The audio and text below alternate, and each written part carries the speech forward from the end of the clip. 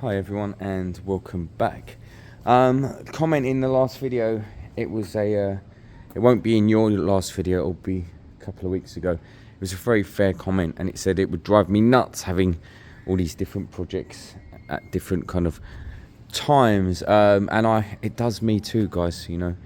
It drives me nuts. But what happens is you wait for parts, right? So you wait for parts, jump to that one, wait for parts, jump to that one, that's what happens. And then parts come along and you film back again. What I'm not good at is editing kind of a whole range, so all focus on the hand rate, all focus on this. What I do is I edit as my days and weeks go on. So I'm filming my day, my week, rather than the bikes. Half interesting story here. I'm going to put it out in a minute. I'll catch you up fully. I bought low melt aluminium rods, low melting point aluminium rods for the tank of the CD. I want the pinholes to be fixed. I've never ever in my life, in my history of working on bikes, been able to fix a pinhole in a tank.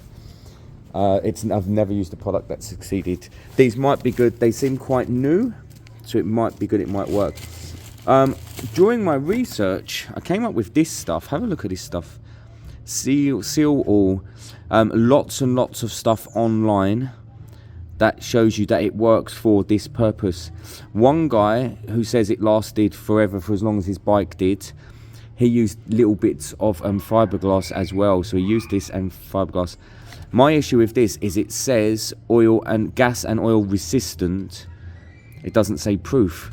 So there's no way, it's so unlikely that you'd put this on the pinholes and it stops. But some people are saying they did. They put them on the pinholes, let it dry, and that's it. It was simple as that. It fixed the problem. First time ever in my history of doing bikes, OBD reader for bikes. Here's the bike connector. I have an OBD2 reader. I wonder if I could have just bought the cable. I'm not sure. It's not the most expensive reader. It's not the cheapest reader. It's something in between, because I work on Chinese bikes, so I don't know what I really need. So I bought one. It was mainly to work on Gary's bike, although with them we bridged the wires and solved that problem. But I'd ordered this anyway. And also remember, the handway has its issue at the moment, where it's running for 5 seconds and cutting spark. I think I know what that issue is. I don't think I know how to fix it. So I think I know what the issue is. I'll pull it out later. I'm not sure I know how to fix it. So what I need to decide today is, like, I'm really nervous about putting heat on that tank. I want to rinse that tank out with literal tap water at home. And then I'm going to try and put some, I think it's bicarb and water in, a mixture, to see if I can minimise the flash rusting. I'll need to look up what that is. I think it's bicarb and water. Rinse it out and dry it, and then heat it to use these. I'm really nervous that it would explode. And I think there is tiny bits of fuel in it, so I want to do it, but I'm nervous about it. Let me pull this fly out. Let me catch you up on what's going on. So there's a local young lady who dips in and out of this garage over the years. As in, something goes wrong, she asks me, "Charlie, can you help?" Which is great. That's what we do. Over the years, she bought one Chinese bike off me.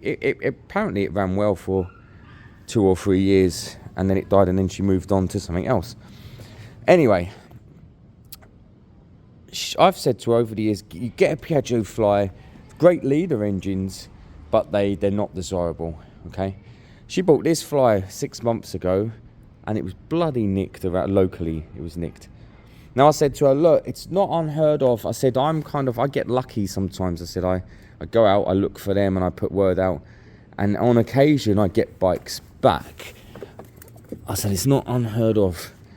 And then, no joke, 2 or 3 days later, she says, Charlie, police have called. We've got the bike back. So I've had a very quick look over it. They did a lot of damage. They really did a lot of damage. Currently, there's no battery. There's no cap for the fuel, and the seat was ripped off. I'm not sure if we can pin it back on yet. Maybe. Secondly, the ignition's been wrecked, and it's the same ignition I had issues with not long ago. Probably can be done, but I had issues with it.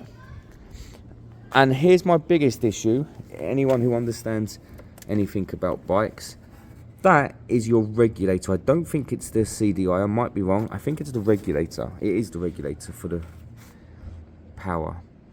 For some reason, they've cut off the plug to the regulator. It's that this one's the regulator, that one's the power. Regulator power. They've cut off the plug for the regulator, and I can't, of course, fix that. I can't fix that. There is a loom right now for 250 for £25 on eBay.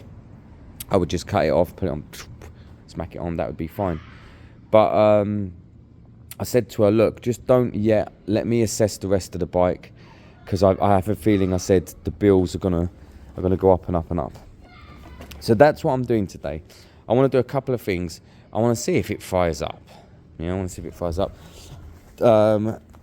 What two wires would start this? I don't know. I don't teach people how to hot wire.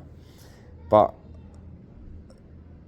yeah, but I can and will hot wire it today to see if we get any power. I'd have to split all these wires up. We don't want these touching. You don't hot wire by twisting all the wires together, guys. In fact, that does the opposite. You'll blow fuses. My guess is the main fuse on this bike is already blown. So you do not twist all wires together. You have to find the right wires. Sometimes it's 2, sometimes it's 3, sometimes it's 4, depending on how many there are. It's never all of them. In fact, main fuse is there, so it was blown. I just need to assess what it's going to cost for her. I don't charge people to do the work. That's regular. That's normal for me. But what are the parts going to cost? And can I get it started today? Have they done any more damage? Have they stole stuff? I'm going to check the oil, make sure it's up to level, make sure there's no crap in there. Where's the lever? It's there. And see what we can do with this. Now look, guys, I know this is boring, lots of me talking. I just want to show you some telltale signs of things, okay? I checked the oil down here. The oil level's good. The oil's old, but it's good. Look at this. Now you have to ask yourself, where is oil coming from at the back? There's no oil in there. It doesn't come from. And then, of course, we think about it and we look around. Look at that. There's oil in the airbox. I guarantee that tells you the first thing we'll need to do is we'll need to take the air filter out. It is probably saturated in oil. This bike would not start if it was saturated in oil. Many times I've been over bikes doing this and that and everything, and then you go into the air box and the air filter's ruined. So one of the first things we'll have to do is we'll have to do that. We'll have to take off that air filter. Just check. It might not be. It might have perfectly just gone down that drip drain and gone. That's fine. That's what we want. But it may be, so we'd need to solve that. So I won't show you the hot wiring process, but we're powered. Indicators aren't working. Let's give it a few kicks. It might even start up. It has oil, has a low amount of fuel. The regulator is not connected. There may not be spark, but I don't think the regulator does anything about the literal spark. I think it only regulates the voltage going back to the battery.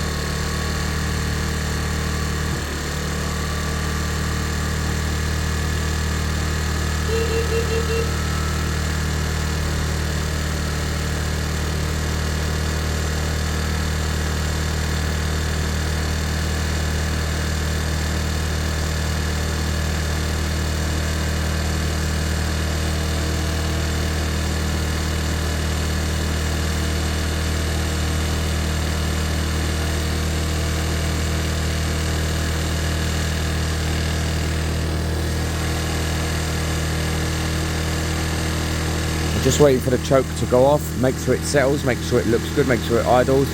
I'll let it sit 2 or 3 minutes, circulate the oil, flush through some fuel, I think this bike will probably be okay.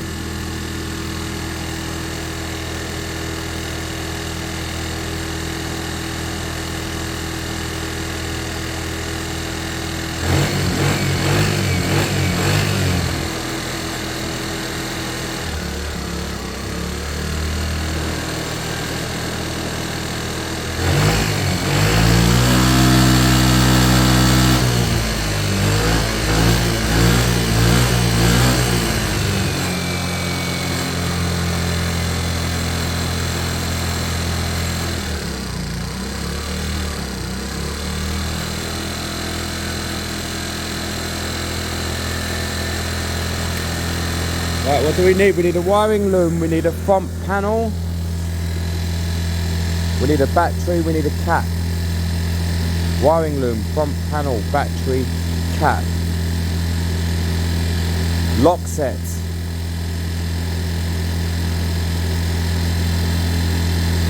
Tyres look good.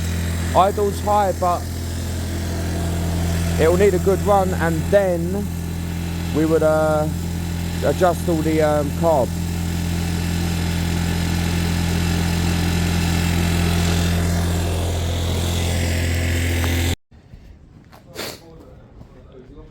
So I think we're looking at, so the lock set's £30 from eBay. They never used to be on eBay. I used to have to use Fowler's parts. I love Fowler's parts, but Fowler's are a touch more expensive than the eBay set. £30 for the lock set, which I may or may not be able to fix, a bit like last time.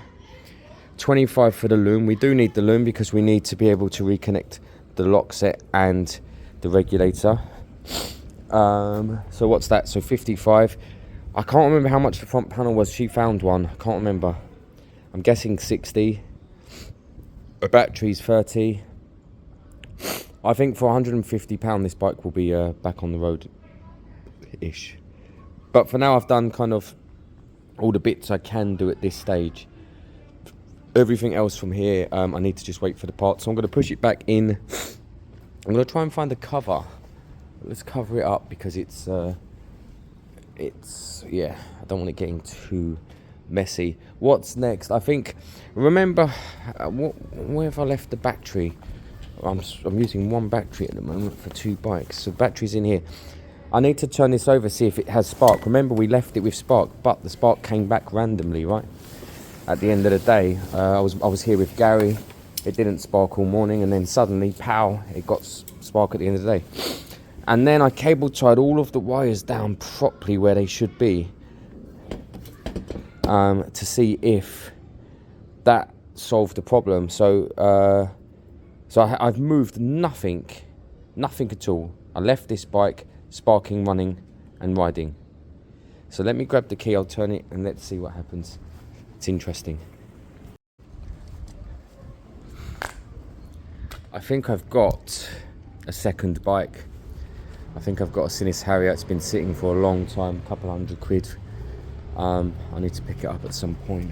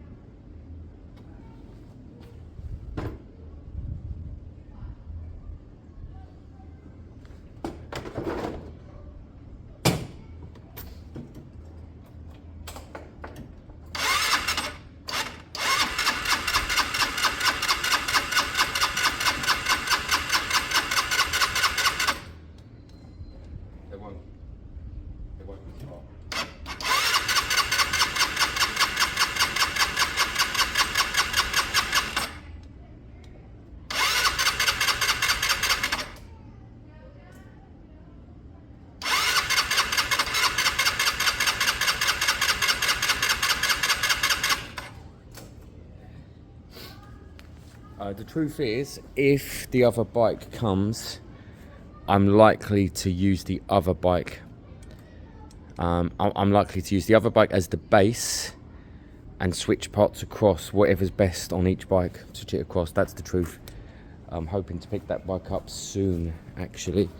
Right, I'm putting that away. Let's get the hand weight out. I just want to talk through something on the hand weight. I need to take this battery, actually.